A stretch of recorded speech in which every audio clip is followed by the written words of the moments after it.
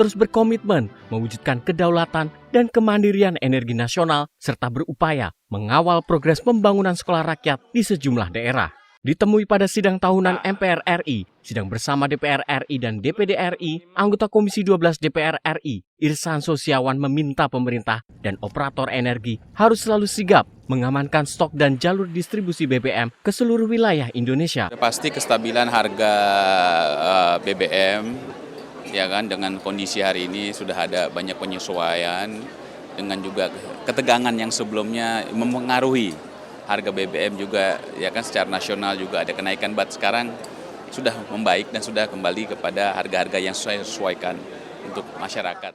Di sisi lain, anggota Komisi 5 DPR RI, Novita Wijayanti mengungkapkan, Komisi 5 DPR RI telah meninjau pembangunan sekolah rakyat di berbagai daerah. Meski pembangunan di sejumlah daerah sempat mengalami kendala, namun ia optimis kendala tersebut dapat diselesaikan dengan baik oleh pemerintah. Komisi 5 memastikan bahwa pembangunan yang menjadi program dari Pak Prabowo bisa berjalan dengan lancar, kemudian juga kualitasnya baik, kemudian juga sesuai dengan target. Contohnya seperti sekolah rakyat, kita keliling untuk melihat bagaimana proses pembangunan dari sekolah rakyat tersebut. Kita lihat juga sudah cukup bagus, pembangunan ini akan bisa menopang para anak-anak yang tidak mampu, yang putus sekolah, memiliki pendidikan yang super layak. Tim Liputan TVR Parlemen melaporkan. Pemerataan pembangunan dan peningkatan kualitas sumber daya manusia menjadi bagian penting dalam memperkuat pembangunan nasional. Menjelang peringatan HUT ke-81 kemerdekaan Republik Indonesia, DPR RI mendorong pertumbuhan ekonomi di daerah berjalan seiring dengan peningkatan kualitas pendidikan, kesehatan, dan gizi masyarakat. Ditemui saat agenda sidang tahunan MPR RI, sidang bersama DPR RI dan DPD RI, anggota Komisi 11 DPR RI, Andi Yuliani Paris mengatakan, pertumbuhan ekonomi nasional perlu diiringi dengan pemerataan pembangunan di seluruh daerah. Menurutnya, pemerintah perlu memperkuat potensi ekonomi lokal, sekaligus meningkatkan daya beli masyarakat sebagai bagian dari upaya meningkatkan indeks pembangunan manusia. Walaupun pertumbuhan ekonomi kita secara nasional cukup bagus, tapi itu disupport oleh beberapa provinsi. Nah, ini saya berharap ke depannya dengan anggaran 2027, IPM ini menjadi prioritas. Salah satu variabel IPM adalah daya beli. Kemudian partisipasi sekolah. Partisipasi sekolah ini penting karena angka putus sekolah di beberapa daerah itu masih tinggi. Upaya meningkatkan kualitas SDM juga dilakukan melalui program makan bergizi gratis atau MBG. Anggota Komisi 9 DPR RI, Muhammad Haris menekankan, program tersebut perlu terus dikawal agar pelaksanaannya tepat sasaran. MBG ini bukan hanya sekedar memberikan makan ya kepada anak-anak, tetapi sasarannya juga harus tepat. Ibu hamil, ibu menyusui, balita, terutama anak-anak sekolah. Angka stunting kita di tahun ini masih 19%. Tim Liputan TVR Parlemen melaporkan.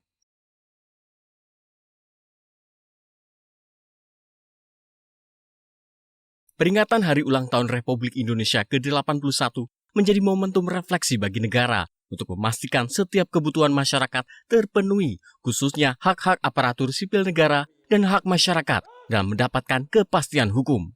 Anggota Komisi 2 DPR RI Jazuli Juwaini meminta pemerintah pusat menghitung secara cermat sebelum menetapkan besaran transfer ke daerah atau TKD agar efisiensi anggaran tidak menyebabkan pemerintah daerah tidak mampu membayar gaji dan insentif pegawai pemerintah dengan perjanjian kerja atau P3K. Ia juga mendorong penyusunan regulasi yang lebih responsif dan dukungan proporsional agar Pemda bisa mengoptimalkan pelayanan publik dan menjaga jalannya roda pemerintahan. Gaji dan insentif yang memadai sesuai dengan prinsip-prinsip keadilan. Karena itu kita memohon dana pusat ke daerah itu juga jangan dipangkas terlalu besar karena itu akan mempengaruhi. Di sisi lain, anggota Komisi 3 DPR RI, Iwayan Sudirta meminta pemerintah memprioritaskan perbaikan sistem penegakan hukum di tanah air. Menurutnya, kepastian dan keadilan hukum merupakan salah satu fondasi utama dalam mewujudkan keadilan sosial dan mencapai cita-cita bangsa. Bagaimana caranya mencapai tujuan bangsa Indonesia yang merdeka, berdaulat, adil, dan makmur? Apakah sekarang sudah adil? Banyak orang yang mengatakan baru sebagian. Apakah Indonesia sudah mengarah kepada keadilan sosial masih tertatih-tatih. Oleh karena itu, ketika kita ditanya apa harapan kita, wujudkan keadilan sosial, wujudkan sila-sila Pancasila. Tim Liputan TVR Parlemen melaporkan.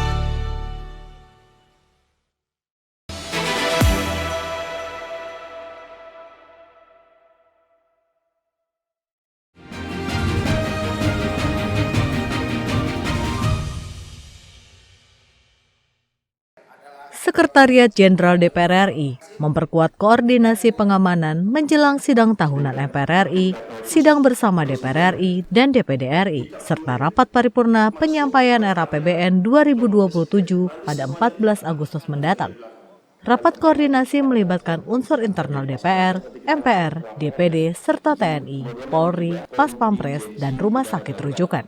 Deputi Bidang Administrasi Sekretariat Jenderal DPR RI, Rahmat Budiaji menyebut, koordinasi dilakukan untuk memastikan kesiapan personel, sarana prasarana, hingga mekanisme pengamanan. Evaluasi pelaksanaan tahun sebelumnya juga menjadi dasar perbaikan.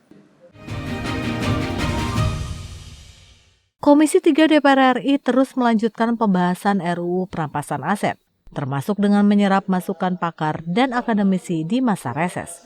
Anggota Komisi 3 DPR RI Bob Hasan menegaskan, proses pembahasan bukan untuk mengulur pengesahan, melainkan menyatukan berbagai gagasan mengenai arah dan substansi RUU. Menurutnya, politik hukum menjadi bagian penting dalam menentukan tujuan dan ruang lingkup undang-undang. Komisi 3 DPR RI berharap pembahasan yang melibatkan publik dapat melahirkan regulasi yang memiliki landasan hukum kuat, serta efektif dalam penegakan hukum dan pemulihan aset hasil kejahatan. Sidang tahunan MPR RI, sidang bersama DPR RI dan DPD RI, serta sidang paripurna DPR RI dengan agenda penyampaian RAPBN 2027 dan nota keuangan siap digelar pada 14 Agustus 2026. Ketua DPR RI Dr. Honoris Causa Puan Maharani menyampaikan, persiapan teknis di Gedung Kura-Kura telah mencapai sekitar 80% dan akan difinalisasi hingga H-1. Rangkaian sidang tahunan dan sidang bersama akan berlangsung pukul 8.30 hingga 11 waktu Indonesia Barat. Selanjutnya sidang paripurna DPR RI digelar pukul 14.30 waktu Indonesia Barat dengan agenda penyampaian RAPBN 2027 dan nota keuangan oleh Presiden RI. Komisi 3 DPR RI menggelar uji kelayakan dan kepatutan terhadap 14 calon hakim agung dan hakim ad hoc pada Mahkamah Agung yang telah diseleksi Komisi Yudisial. Anggota Komisi 3 DPR RI, Inyoman Parta menyebut rekam jejak, kapabilitas, serta kemampuan menjawab persoalan hukum menjadi pertimbangan. Kemampuan beradaptasi dengan perkembangan teknologi juga dinilai penting, seiring munculnya berbagai persoalan hukum di era digital.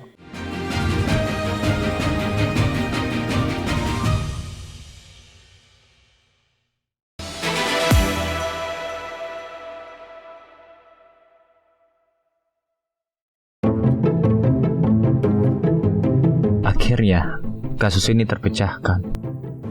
Oke, aku jelasin dari awal.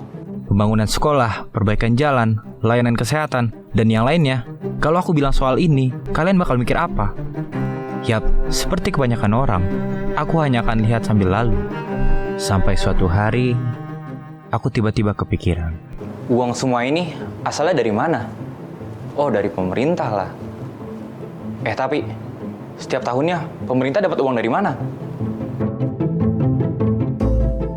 Dari situlah aku menemukan yang namanya APBN. Sederhananya, APBN adalah rencana keuangan negara. Disinilah negara mencatat dari mana uang diperoleh dan kemana uang digunakan selama 1 tahun. APBN punya 3 komponen, pendapatan, belanja negara, pembiayaan. Nah, komponen pertama, dari mana sumber pendapatan negara? Ternyata, negara memiliki 3 sumber pendapatan utama. Pajak, penerimaan negara bukan pajak atau PNBP, dan hibah. Oke, sekarang belanja negara. Kemana uang ini keluar? APBN memiliki beberapa jalur utama. Belanja pemerintah pusat dan transfer ke daerah. Kedua jenis pengeluaran ini memiliki kamar-kamar turunan. Seperti belanja pemerintah pusat dibagi untuk pendidikan, kesehatan, subsidi, dan lainnya. Komponen terakhir, pembiayaan.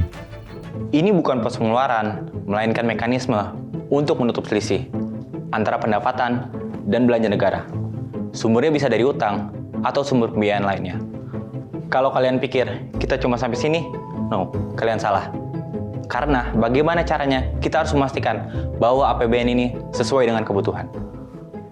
Jadi gini jawabannya. Ternyata APBN nggak muncul begitu aja. Semuanya dimulai ketika pemerintah menyusun rencana pembangunan dan kebutuhan anggaran negara. Rencana itu kemudian disusun menjadi rancangan APBN atau RAPBN, lalu dibahas bersama DPR RI. Setelah disetujui, RAPBN ditetapkan menjadi Undang-Undang APBN dan mulai dilaksanakan. Pelaksanaannya kemudian diawasi dan diperiksa oleh Badan Pengawas Keuangan agar penggunaan anggaran tetap akuntabel dan sesuai ketentuan. Disinilah DPR RI menjalankan fungsi anggarannya. Dan akhirnya, kasus ini benar-benar terpecahkan. Semua pembangunan sekolah, layanan kesehatan, perbaikan jalan itu tidak hanya sekedar berita lalu lalang, tetapi hasil dari APBN yang berhasil dikelola dengan bijak dan efektif.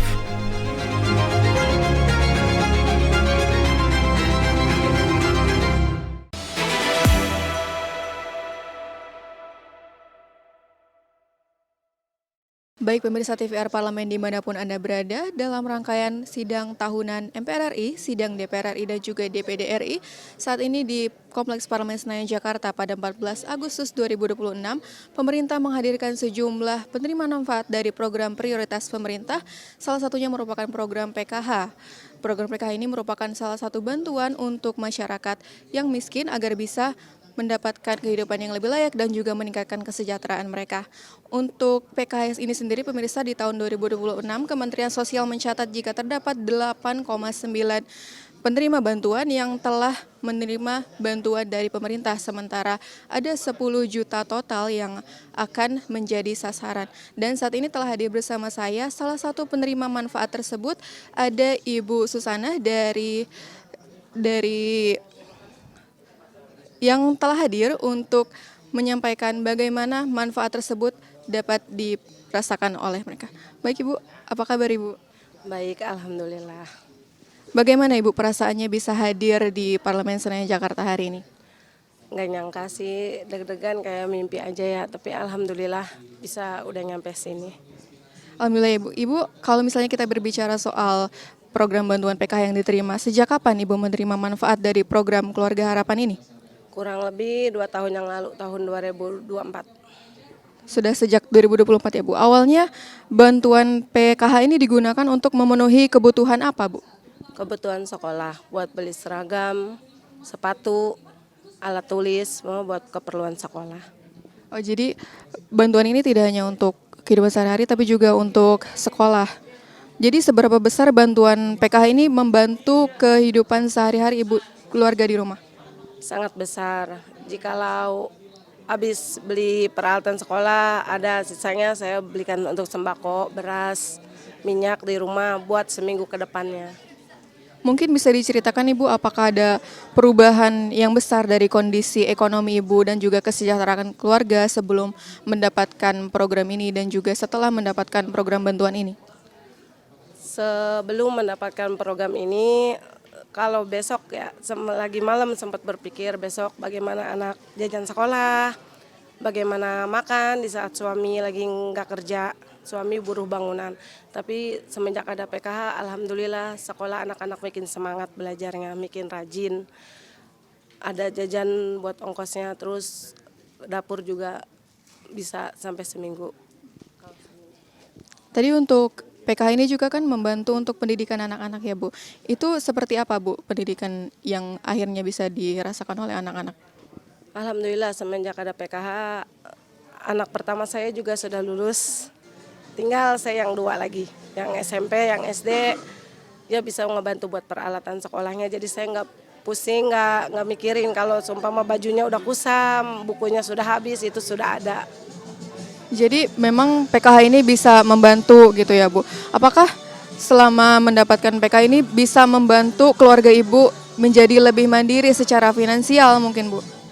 Alhamdulillah PKH emang membantu saya untuk mandiri, tapi kan bansos tidak selamanya ada. Makanya selagi saya masih sehat, masih bisa berdiri, saya masih bisa kerja. Ya saya kerja tidak selalu mengharapkan bansos yang suatu saat bisa hilang. Apakah dengan adanya menerima bantuan PKH ini, Ibu sekeluarga masih menerima tantangan untuk kedepannya Bu? Kalau masalah tantangan ada, di saat suami lagi libur, nggak dipakai tenaganya karena buruh bangunan, di saat tantangan itu ada.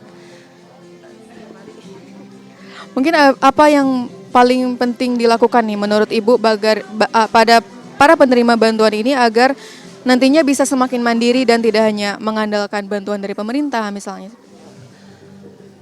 Kan tiap bulan selalu kumpulan pendamping selalu bilang uang bansos harap gunakan dengan benar. Jadi kita bikin usaha. Terus kita bikin mandiri, uang bansos jangan mengharapkan uang bansos terus. Ya kita bikin usahanya kita jual kembali biar mendapatkan uang kembali. Kalau ditanya soal manfaat terbesar yang Ibu rasakan selama menerima PKH dari tahun kemarin ini sebesar apa Bu? Sebesar apa ya besar deh, alhamdulillah gitu ya buat kehidupan aku yang nyekolahin anak 3, aku juga sembari kerja juga, suamiku buruh bangunan, ya alhamdulillah besar sih, jadi buat keluarga alhamdulillah rezeki. Baik, berarti kalau terakhir ini Bu, untuk harapan Ibu atas program PKH ini ke depannya akan menjadi seperti apa Bu? Harapan saya ya PKH programnya berjalan lanjut buat keluarga-keluarga miskin, terus turun ke lapangan biar jangan salah sasaran, biar tepat sasaran buat orang yang tidak mampu. Ya pokoknya lanjut terus buat program PKH. Baik, terima kasih banyak Ibu atas wawancaranya hari ini. Baik pemirsa, tadi kita sudah mendengarkan bagaimana pengalaman yang dirasakan oleh Ibu Susana selaku penerima manfaat dari bantuan PKH ini dari pemerintah. Beliau menyebutkan kalau misalnya ternyata bantuan PKH ini bisa membantu dalam kehidupan sehari-hari, termasuk juga untuk sekolah anak, dan beliau juga menyebutkan untuk bantuan dari pemerintah ini tidak hanya sekedar untuk memenuhi kebutuhan sehari-hari, tetapi juga bisa membantu agar lebih mandiri dengan digunakan sebagai modal untuk usaha. Baik, sekian laporan dari kami pemirsa, saya Erlin Marlinda, kita kembali ke studio.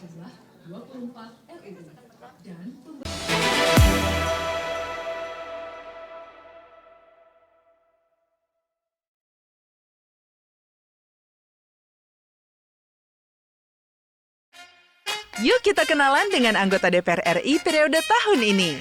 Dari depan kursi. Di balik kursi.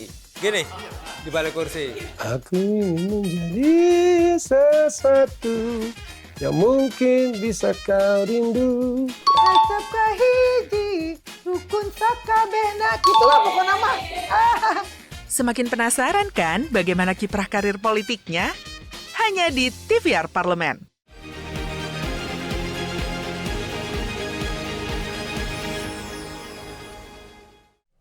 81 tahun kemerdekaan Republik Indonesia adalah tonggak untuk terus memperkuat persatuan, menjaga kedaulatan bangsa, menegakkan keadilan, dan menghadirkan kesejahteraan bagi seluruh rakyat Indonesia. Dengan semangat bergotong royong, kita terus melangkah menuju Indonesia yang semakin maju, kuat, dan bermartabat. Dirgahayu ke-81 Republik Indonesia. Indonesia berdaulat, adil, dan makmur merdeka.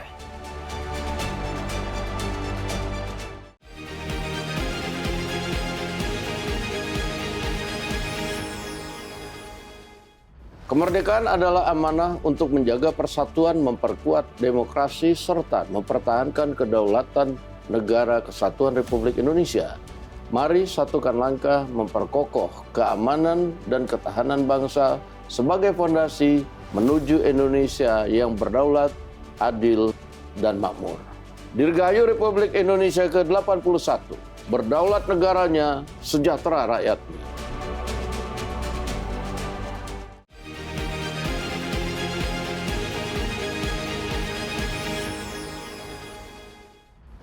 Semangat kemerdekaan mengajak kita untuk membangun perekonomian yang kuat, mandiri, dan berkeadilan.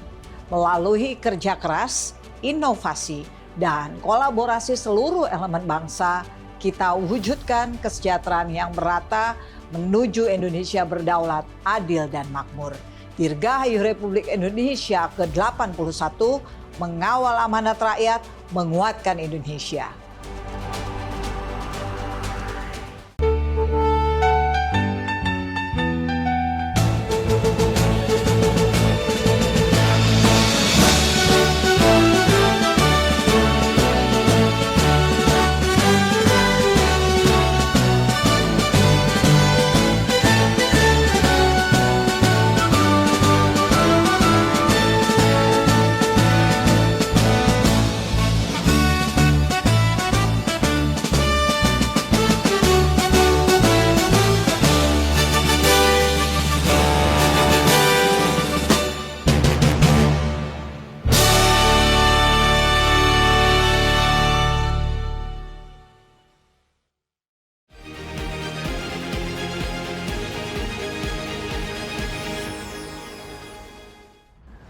Makna kemerdekaan sejati adalah menghadirkan kesejahteraan bagi seluruh rakyat tanpa terkecuali. Mari perkuat semangat gotong royong, kepedulian, dan keadilan sosial untuk menghadirkan Indonesia yang lebih baik. Dirgahayu Republik Indonesia ke-81 dari Parlemen untuk Indonesia yang lebih maju, berdaulat, adil, dan makmur.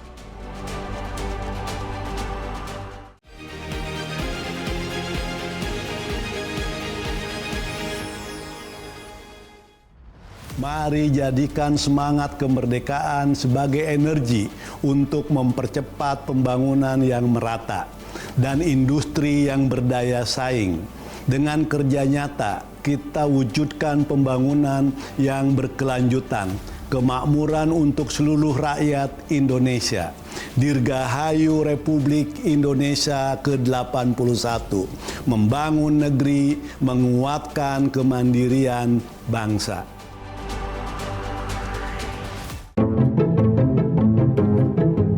Akhirnya, kasus ini terpecahkan. Oke, aku jelasin dari awal. Pembangunan sekolah, perbaikan jalan, layanan kesehatan, dan yang lainnya.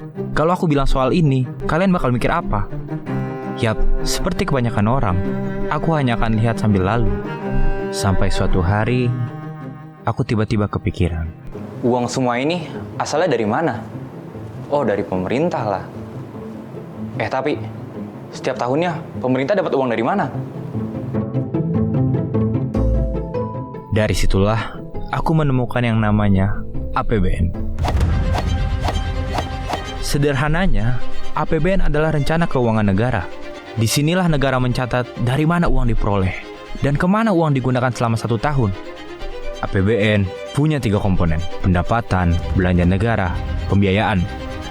Nah, komponen pertama, dari mana sumber pendapatan negara? Ternyata, negara memiliki 3 sumber pendapatan utama: pajak, penerimaan negara bukan pajak atau PNBP, dan hibah. Oke, sekarang belanja negara. Kemana uang ini keluar? APBN memiliki beberapa jalur utama: belanja pemerintah pusat dan transfer ke daerah. Kedua jenis pengeluaran ini memiliki kamar-kamar turunan. Seperti belanja pemerintah pusat dibagi untuk pendidikan, kesehatan, subsidi, dan lainnya. Komponen terakhir, pembiayaan. Ini bukan pos pengeluaran, melainkan mekanisme untuk menutup selisih antara pendapatan dan belanja negara. Sumbernya bisa dari utang atau sumber pembiayaan lainnya. Kalau kalian pikir kita cuma sampai sini, no, kalian salah. Karena bagaimana caranya, kita harus memastikan bahwa APBN ini sesuai dengan kebutuhan. Jadi gini jawabannya. Ternyata APBN nggak muncul begitu aja. Semuanya dimulai ketika pemerintah menyusun rencana pembangunan dan kebutuhan anggaran negara. Rencana itu kemudian disusun menjadi rancangan APBN atau RAPBN, lalu dibahas bersama DPR RI. Setelah disetujui, RAPBN ditetapkan menjadi Undang-Undang APBN dan mulai dilaksanakan. Pelaksanaannya kemudian diawasi dan diperiksa oleh Badan Pengawas Keuangan agar penggunaan anggaran tetap akuntabel dan sesuai ketentuan. Disinilah DPR RI menjalankan fungsi anggarannya. Dan akhirnya, kasus ini benar-benar terpecahkan. Semua pembangunan sekolah, layanan kesehatan, perbaikan jalan itu tidak hanya sekedar berita lalu lalang, tetapi hasil dari APBN yang berhasil dikelola dengan bijak dan efektif.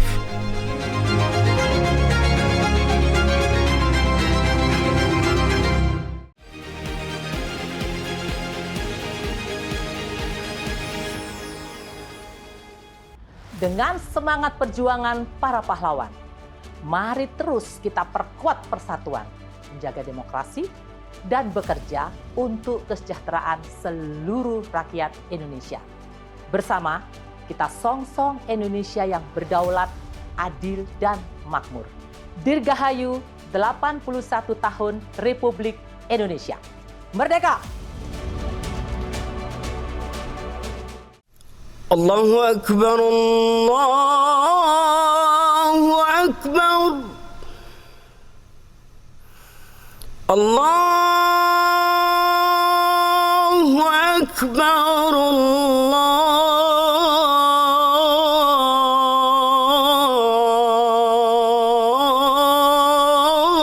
Allahu Akbar. أشهد أن لا إله إلا الله.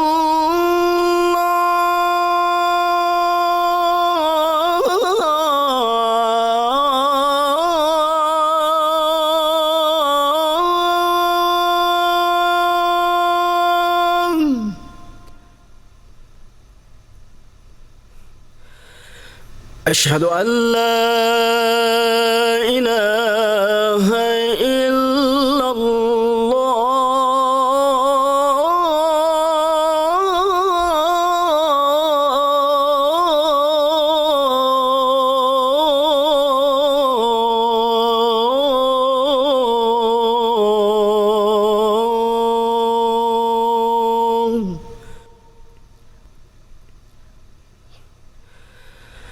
أشهد أن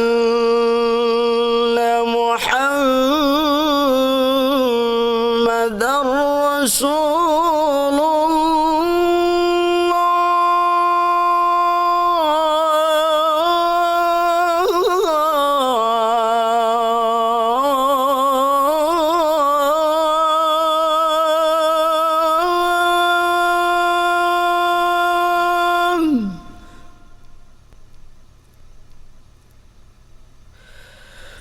أشهد أن محمدًا رسول الله.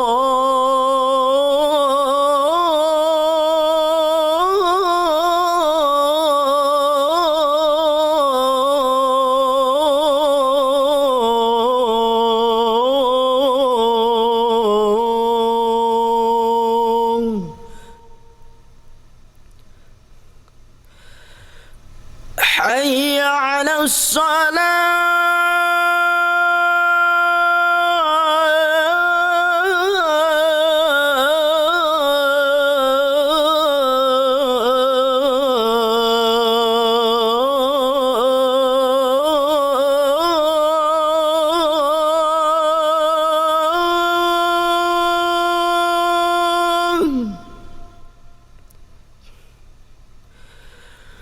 حي على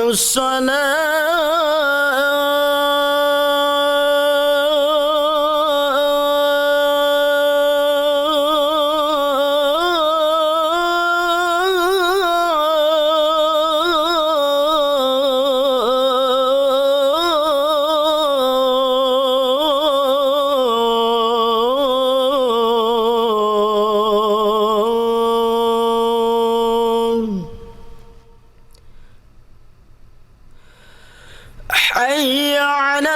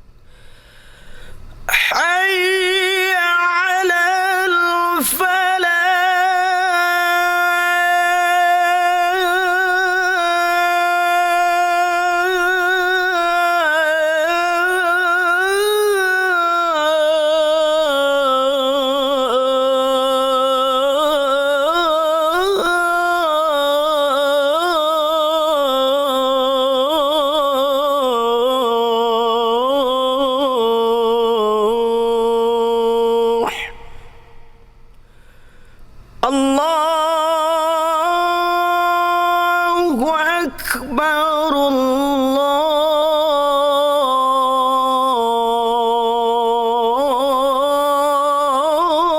الله أكبر لا إله إلا